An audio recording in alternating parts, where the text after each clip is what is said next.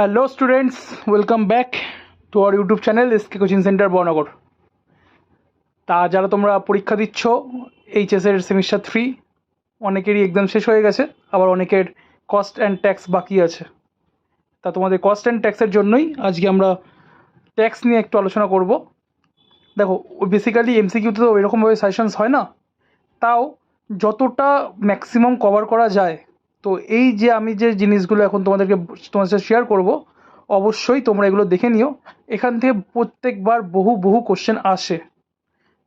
যত আগে আমাদের সেমিস্টার সিস্টেম ছিল না, বাট আমাদের আগে এমসিকিউ ছিল। 24 নম্বর এমসিকিউ আসতো, 12 নম্বর এসএকিউ আসতো, তো 36 মার্কস আসতো। তো এই সমস্ত জায়গা থেকে প্রত্যেকবার প্রচুর ধরনের কোশ্চেন্স এসছে। তো ওই জন্য আমি চাইলাম যে তোমাদের সাথে এই কোশ্চেনগুলো শেয়ার করে নিতে, যাতে করে তোমরা পরীক্ষার জন্য ভালো করে প্রিপারেশন নিতে পারো। শেষ পরীক্ষা সবার আশা করি খুব ভালো হবে। ঠিক আছে, তো সময় নষ্ট না করে চলো তাড়াতাড়ি দেখা যাক। তো আমরা চ্যাপ্টার ওয়াইজ করব। তো প্রথম যে চ্যাপ্টারটা, ইনকাম ফ্রম ক্যাপিটাল গেন, মূলধনী সম্পত্তি থেকে আয়। দেখো তোমার স্ক্রিনে দেখতে পাচ্ছ, তো আমি একটুখানি বলে দিই, তাও তোমরা স্ক্রিনশট নিতে পারো। আবার যদি কারো পিডিএফ ফরম্যাট লাগে আমাকে হোয়াটসঅ্যাপ করো, আমি পিডিএফ পাঠিয়ে দেবো। মূলধনী সম্পত্তি বা লাভ থেকে আয়, তার সেকশন 45 সাবসেকশন 1-এ করযোগ্য। তাহলে কোশ্চেন আসতেই পারে যে ইনকাম ফ্রম ক্যাপিটাল গেন কোন সেকশনে আছে। সেটা হচ্ছে সেকশন 45 সাবসেকশন 1। সম্পত্তিটি অবশ্যই পূর্ববর্তী বছরে হস্তান্তরিত হতে হবে, মানে প্রিভিয়াস ইয়ারে তোমাকে এই হস্তান্তর করতে হবে। মূলধনী সম্পত্তির উদাহরণগুলি হলো, খুব ভালো করে শুনবে প্রত্যেকটা: কারবারের সুনাম, মূলধনী খাতে রক্ষিত বৈদেশিক মুদ্রা, ইজারা সত্ত্ব বা ভাড়াসত্ত্ব, কোনো কারবারি প্রতিষ্ঠান, রাস্তার পারমিট, কোনো কোম্পানির শেয়ার ক্রয়ের অধিকার, কোনো পূজা বা বিগ্রহের পুজোর জন্য ব্যবহৃত স্বর্ণখণ্ড, অলংকার, নিজ বসবাসের গৃহসম্পত্তি, লগ্নিপত্র, পূজার জন্য রৌপ্য মুদ্রা বা স্বর্ণ মুদ্রা, ব্যবসার জন্য গুদামঘর, ব্যবসার জন্য ব্যবহৃত গাড়ি, বিদেশি স্ট্যাম্প সংগ্রহ, মূল্যবান ধাতু দিয়ে নির্মিত বাড়ির আসবাবপত্র, শহরে অবস্থিত জমি, সেলামির বিনিময়ে কোনো খনির ইজারা প্রদান। এই সমস্তগুলো সবকটাই মূলধনী সম্পত্তির উদাহরণ। এবার দেখে নেওয়া যাক মূলধনী সম্পত্তি নয় কি, সেগুলোর উদাহরণ কী কী। বাণিজ্যিক সম্ভার, স্টক ইন ট্রেড, উৎপাদনের জন্য ব্যবহারযোগ্য উপকরণ বা কাঁচামাল, ভোগযোগ্য পণ্যাদি, ভারতে অবস্থিত গ্রামাঞ্চলের জমি, বাড়ির ব্যবহার্য আসবাবপত্র, ব্যক্তিগত ব্যবহারের গাড়ি, কেন্দ্রীয় সরকার দ্বারা বিজ্ঞপ্তিত স্বর্ণ জমা প্রকল্প। এরপরে আসো স্বল্পমেয়াদী মূলধনী সম্পত্তি, যেটা কিনা সেকশন 2 সাবসেকশন 42A-তে করযোগ্য, যেক্ষেত্রে করের পরিমাণ হয় 15%। স্বল্পমেয়াদী মূলধনী সম্পত্তি হতে হলে নির্ধারিকে সম্পত্তিকে 36 মান্থ বা 36 মাস বা তার কম অধিকারে রাখতে হয়, আর এর বেশি হয়ে গেলেই ওটা দীর্ঘমেয়াদী হয়ে যায়। স্টক এক্সচেঞ্জের তালিকাভুক্ত শেয়ার, স্বর্ণপত্র, ইউনিট ট্রাস্টের ইউনিটের সময়সীমা 12 মাস বা তার কম ধরা হয়, এর বেশি হয়ে গেলে লং টার্ম হয়ে যায়। স্টক এক্সচেঞ্জে তালিকাভুক্ত নয় এমন সমস্ত শেয়ার ও বাড়ি জমির ক্ষেত্রে এই সময়সীমা 24 মাসের কম ধরা হয়। 24 মাস বা তার বেশি হয়ে গেলে সেটা আবার দীর্ঘমেয়াদী হয়ে যায়। স্বল্পমেয়াদী মূলধনী ক্ষতি, স্বল্পমেয়াদী মূলধনী লাভ অথবা দীর্ঘমেয়াদী মূলধনী লাভ উভয়ের সাথেই সমন্বয় সাধন করা যায়। চলে আসে এবার দীর্ঘমেয়াদী মূলধনী সম্পত্তি বা লং টার্ম ক্যাপিটাল অ্যাসেট। আয়কর আইন সেকশন 2 সাবসেকশন 29A-তে এটা করযোগ্য, এক্ষেত্রে ট্যাক্সের পরিমাণ 20%। দীর্ঘমেয়াদী মূলধনী ক্ষতি কেবলমাত্র দীর্ঘমেয়াদী মূলধনী লাভের সাথেই সমন্বয় করা যায়, শর্ট টার্ম গেনের সাথে সমন্বয় সাধন করা যায় না। বাকিগুলো আমি আর এখানে নোট ডাউন করিনি, কারণ আগেরটাতেই স্বল্পমেয়াদীর ক্ষেত্রে সমস্তটা লেখা আছে।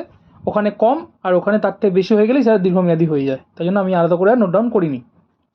মূলধনী সম্পত্তির হস্তান্তর, সেটা সেকশন 2 সাবসেকশন 47-এর ক্ষেত্রে উল্লেখ করা আছে ইনকাম ট্যাক্স অ্যাক্টে। মূলধনী সম্পত্তি হস্তান্তর বলতে বোঝায় শুধুমাত্র সম্পত্তি বিক্রয় নয়, তার সাথে বিনিময় বা ত্যাগ, সম্পত্তির অধিকারের পরিসমাপ্তি, আইন বলে সম্পত্তির বাধ্যতামূলক অধিগ্রহণ, কোনো মূলধনী সম্পত্তি কারবারের মজুত পণ্যে পরিণত করা বা ব্যবহার করা, কোনো চুক্তি আংশিকভাবে সম্পাদনের ফলে কোনো স্থাবর সম্পত্তির অধিকার বা দখল, যেটা কিনা সেকশন 53A-তে আছে, এবং কোনো সমবায় সমিতি, ব্যক্তিবর্গের সমিতির কোম্পানি সদস্য হওয়ার জন্য সংগঠিত কোনো লেনদেনের ফলে কোনো স্থাবর সম্পত্তির হস্তান্তর বা ভোগের অধিকার। এই সবকটাই মূলধনী সম্পত্তির হস্তান্তরের আন্ডারে পড়ছে। স্বল্পমেয়াদী মূলধনী লাভ তার সেকশন হচ্ছে 2 সাবসেকশন 42B। দীর্ঘমেয়াদী মূলধনী লাভ সেকশন 2 সাবসেকশন 29B। সম্পত্তির উন্নতি সাধনের সূচক মূল্য বা ইন্ডেক্স কস্ট অফ ইমপ্রুভমেন্ট, যেটা কিনা তোমার সেকশন 48 সাবসেকশন রোমান 4। আর ইন্ডেক্স কস্ট অফ অ্যাকুইজিশন বা সম্পত্তির অধিগ্রহণের সূচক মূল্য, সেটা হচ্ছে তোমার সেকশন 48 সাবসেকশন 3। মাথায় রাখতে হবে ইন্ডেক্স শুধুমাত্র কিন্তু লং টার্ম ক্যাপিটাল অ্যাসেটসের জন্যই প্রযোজ্য, শর্ট টার্মের ক্ষেত্রে ইন্ডেক্সের কোনো জায়গা নেই। আচ্ছা, যারা বসু এর নায়কের বই ফলো করো তারা এই দুটো ম্যাথ দেখে নেবে অবশ্যই, পেজ নাম্বার 119-এর কোশ্চেন নাম্বার 21 আর 22। আর এইগুলো ভালো করে পড়ার পর সমস্ত রকম এমসিকিউগুলো সলভ করবে, যেটা বসু ও নায়কের বইতে তোমার পেজ নাম্বার 121 থেকে পেজ নাম্বার 130।